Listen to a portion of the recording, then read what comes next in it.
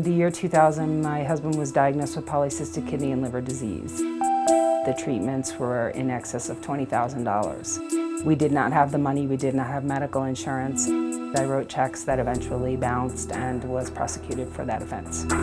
The 5 years Ann Lawler was given for writing bad checks turned into a life sentence of pain and torment. I was working in a back room and a lieutenant came in one night and shut a very heavy door and raped me that evening.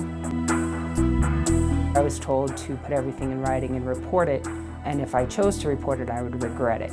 Lawler did report the rape, and within 2 days she was in solitary confinement. Under an investigation that I was talking in coded language on the telephone to solicit contraband cigarettes. I've never smoked a cigarette in my life. Solitary confinement is the most serious punishment short of the death penalty that can be inflicted on a person, and so we really needed to make sure it's a matter of last resort. State Senator Morgan Carroll started to notice disturbing trends several years ago involving the use of solitary confinement, a lack of transparency, limited due process for prisoners, and overuse with the most vulnerable inmates. The fact that it seemed like more people with severe mental illness were landing in solitary confinement, and not just temporarily. It's not just 10 days in the hole anymore, but for nearly a permanent housing assignment. There's also a high risk for a problem inmate who may simply be agitating for medical care or trying to report a crime.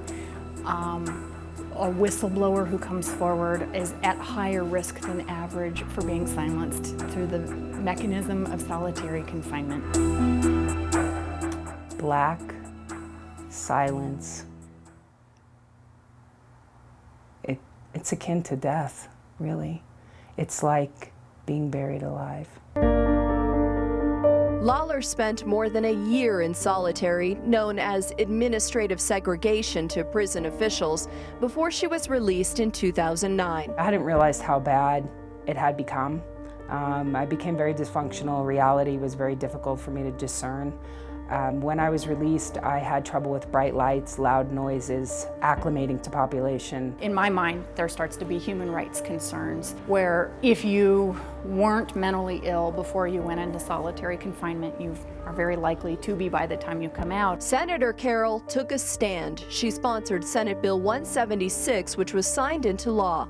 The bill funds prison mental health programs by allowing inmates in solitary the same ability given to all other prisoners to earn shorter sentences. It also changes a policy to ensure inmates are put in solitary because of their own conduct, not guilt by association. And I think at the end of the day, in a state that really has to watch its pennies, this makes a lot of financial sense too. She made sure that a system that is unfair now has some fairness to it. The ACLU of Colorado's Ralph Carr Award goes to Senator Morgan Carroll, a voice for the voiceless and a defender of human rights.